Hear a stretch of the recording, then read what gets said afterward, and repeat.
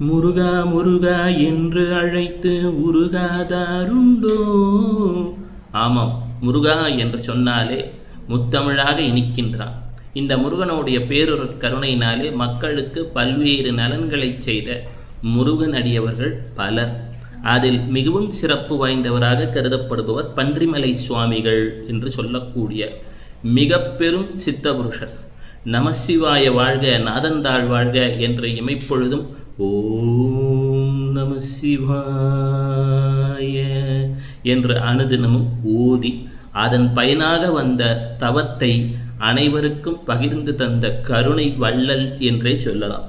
1906ஆம் ஆண்டு பரணி நட்சத்திரத்திலே அவதரித்தவர். சித்திரை பரணி நட்சத்திரம். நாம் இங்கே அறிய வேண்டியது போகர் பெருமானும் பரணி நட்சத்திரம்தான். வைகாசி பரணி. பரணி என்றாலே தரணியை ஆளும் என்பது நாம் அறிந்ததே. பரணி என்பது யானையை குறிக்கக்கூடியது. துர்க்கையின் ஆளுமைக்குட்பட்டது. சுக்கிரனின் நட்சத்திரம். உலகத்தின் மிக பெரும் இன்பமான முருகனின் திருவடியை நாடுவதையே தன் வாழ்க்கையின் கொள்கையாக கொண்டிருந்தவர் பன்றிமலை சுவாமிகள். இந்த பன்றிமலை சுவாமிகள் வாழ்க்கையில் நிகழ்த்திய அற்புதங்கள் ஏராளம் ஏராளம். கொடைக்கானலிலே பன்றிமலை என்று சொல்லக்கூடிய திருத்தலத்திலே அவதரித்தவர் இவர். ஆம், பெரும் அவதார புருஷர்கள் நமக்காக உலகத்திலே வருகிறார்கள். நல்லறம் என்பார்கள். துறவு வரம் எனினும் இல்லறம் என்பது அறம்.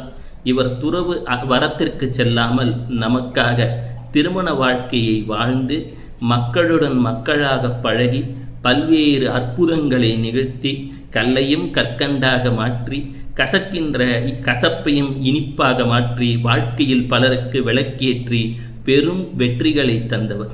யாரெல்லாம் பன்றிமலை சுவாமிகளை அவ்வப்போது நினைக்கிறார்களோ, அவ்வப்போது ஓம் பன்றிமலை சுவாமினே நமக என்று சொல்கின்றார்களோ, அவர்கள் வாழ்க்கையிலே பெரும் பொருளாதார முன்னேற்றம் வந்து கொண்டிருக்கிறது, வருகிறது என்பது சத்தியமான உண்மை.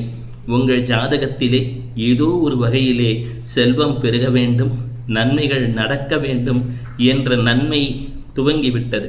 எனவே தான் தற்பொழுது பன்றிமலை சுவாமிகளை பற்றி கேட்டுக்கொண்டிருக்கிறீர்கள். நானும் பேசிக்கொண்டிருக்கிறேன். அந்த சித்தரது அருள் நம் அனைவருக்கும் கிடைக்கட்டும்.